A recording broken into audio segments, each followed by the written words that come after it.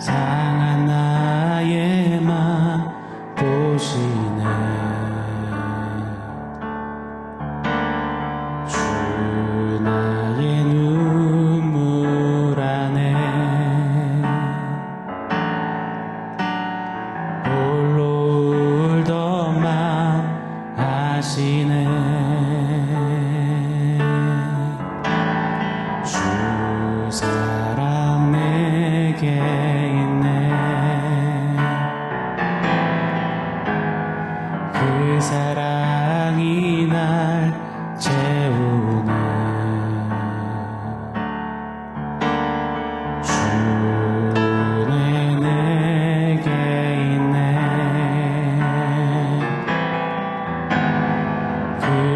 그네로 날 세우네. 세상 소망 다 사라져가도 주의 사랑은 끝이 없으니 살아가는 이 모든 순간이 주의 힘을 나는 믿네. 세상 소망 다 사라져가도 주의 사랑은 끝이 없으니 살아가는 이 모든 순간이 주의 힘을 나는 믿네. 주의 힘을 나는 믿네.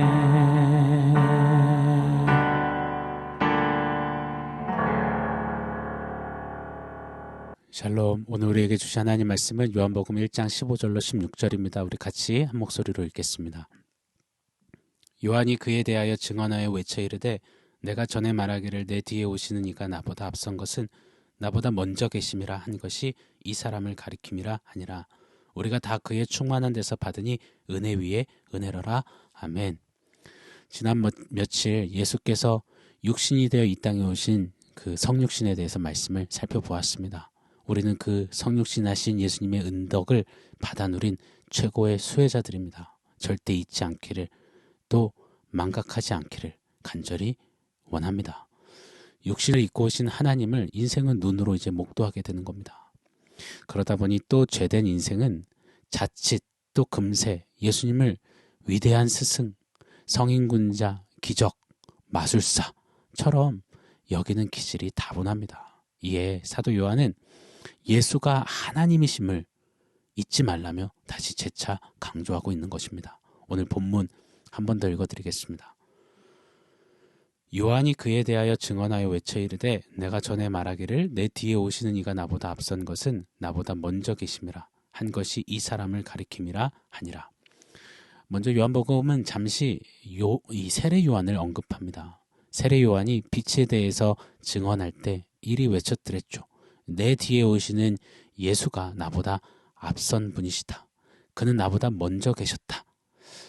사실 안 맞는 말입니다. 세례 요한은 예수님보다 6개월 전에 태어났습니다. 그리고 예수님이 막 사역을 시작하시려고 할 때 세례 요한은 이미 유대 지역에서 많은 제자들을 둔 큰 선생이었습니다. 많은 팔로워 수와 많은 좋아요 수를 받았던 인물입니다. 그런데 그 세례 요한이 이 예수가 나보다 먼저 계셨다 외친 겁니다. 무슨 말을 하는 겁니까? 예수는 성육신하셔서 육신으로는 나보다 늦게 나셨지만 그는 태초부터 계신 하나님이시다. 예수는 단순한 사람이 아니시다. 사람의 몸으로 오신 그는 바로 그야말로 하나님이시다. 이것을 세례 요한은 외쳤던 것입니다. 오늘 요한복음을 기록한 사도 요한은 이 세례 요한의 선포를 고스란히 받아와서 외치는 겁니다. 예수님의 이 신적인 영광을 우리에게 노래해주고 있는 겁니다. 자, 오늘 보면 16절 한 번 더요. 이렇게 말씀하죠. 우리가 다 그의 충만한 데서 받으니 은혜 위에 은혜로라. 예수는 은혜 위에 은혜이시다 노래하는 겁니다.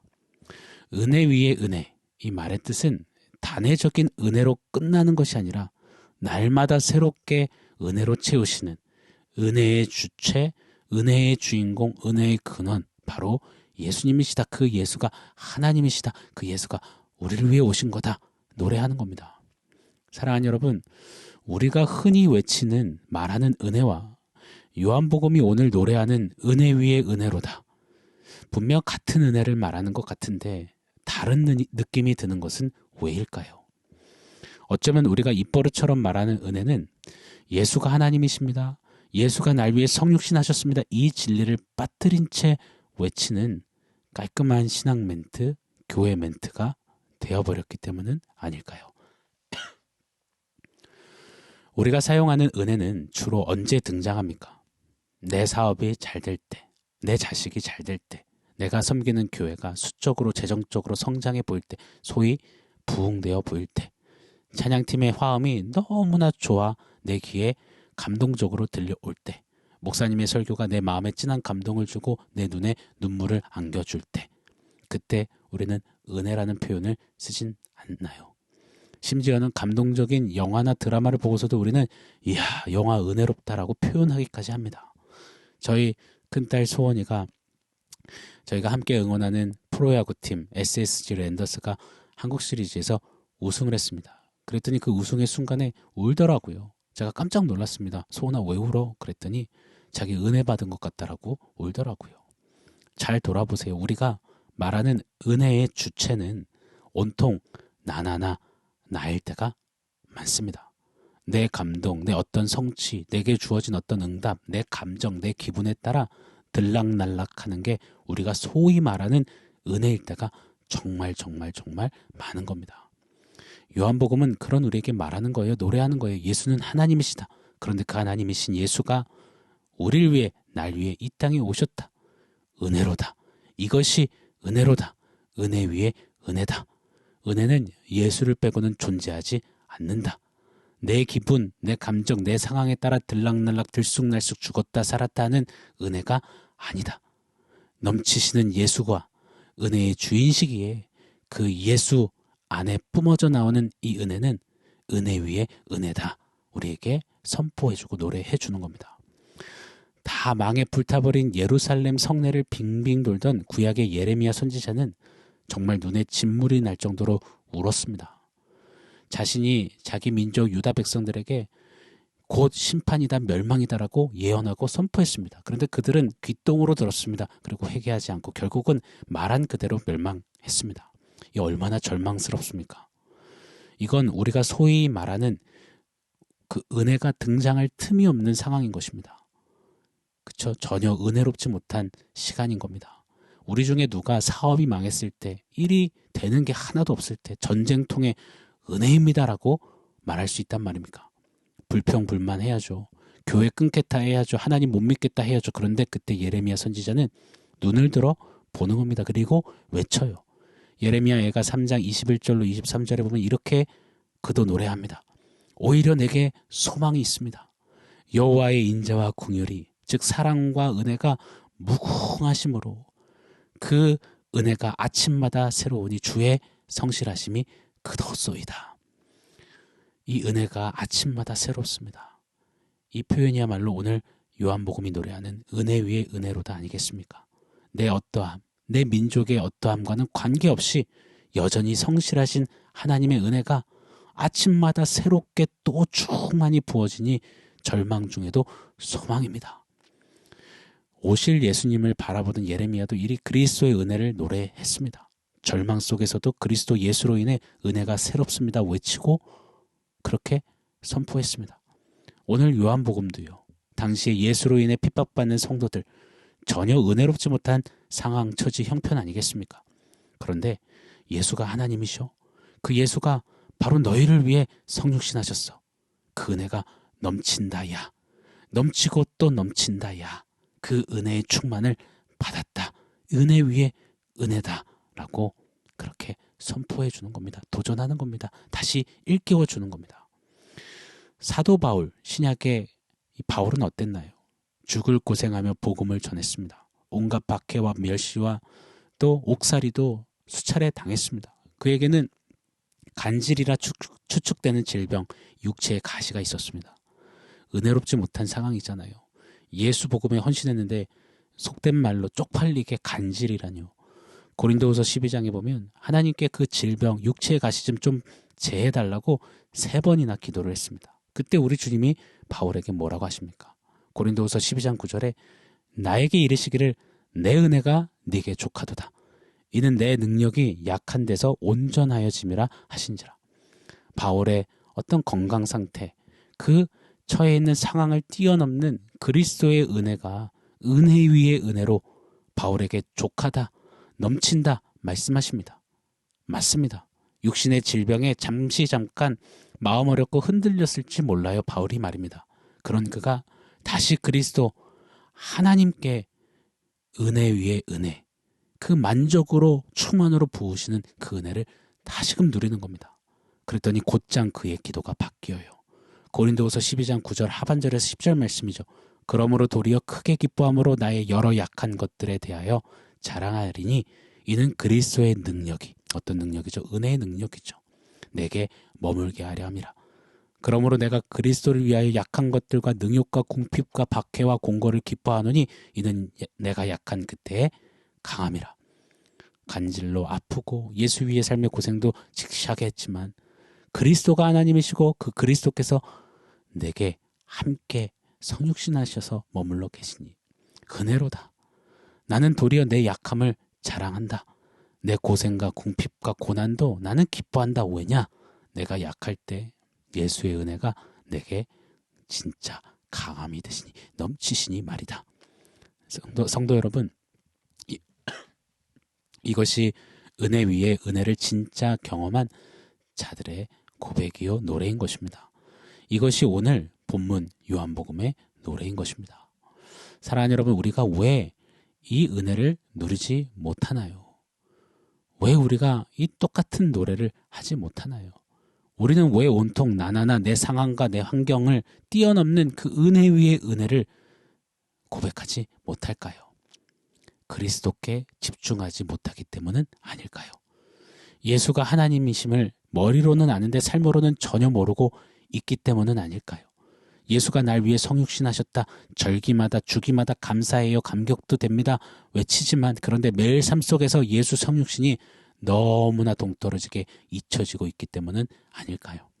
이분 예수 그리스도, 예수 그는 하나님이십니다라고 멋들어지게 말하고 찬송가 복음성가도 많이 노래하지만 여전히 세상 크게 보고 여전히 내 자신 나나나 크게 보고 거기에만 몰입되고 함몰되어 있기 때문은 아닐까요? 우리의 은혜 고백이 바뀌어지기를 원합니다. 예수 그리스도로 말미암는 이 충만한 은혜, 은혜 위에 은혜로다. 이 찐 은혜가 우리 삶에 끊임없이 고백되고 진정 노래되기를 예수 이름으로 간절히 축원합니다. 자, 오늘 말씀 종합해서 원포인트 세워보겠습니다. 오늘 원포인트는 은혜가 지배하게 하라입니다. 부제는 은혜는 악하가 아니다입니다. 엄카, 아카라는 말이 있어요. 우리 MZ세대들이 엄마 카드, 아빠 카드 들고 나와서 자랑할 때 쓰는 표현입니다. 내가 쏠게 오늘 아카 가지고 나왔어. 내가 쏠게 엄카 가져왔어.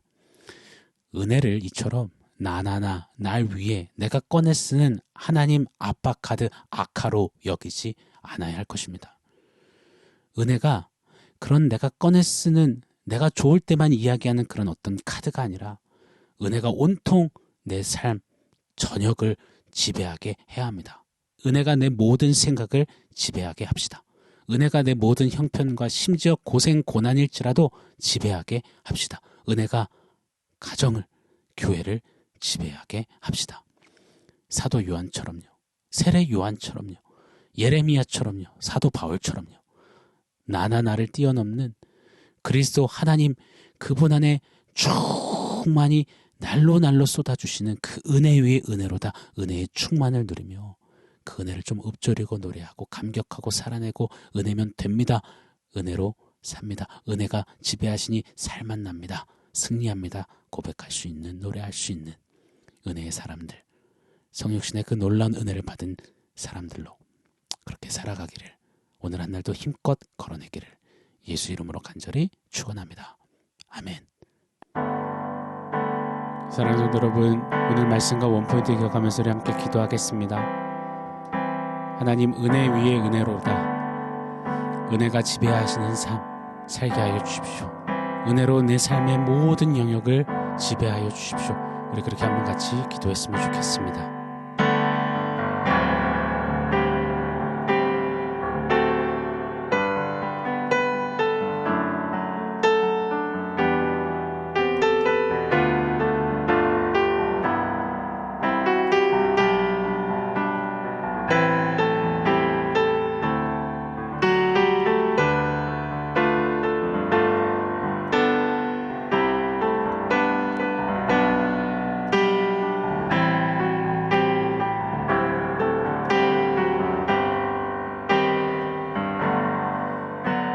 하나님, 그리스도 예수 안에 담긴 그 충만한 은혜, 아침마다 새로운 은혜 위에 은혜, 하나님 그 은혜를 만끽하며 누리며 은혜가 온통 지배하시는 삶 사는 우리 모두 되기를 원합니다.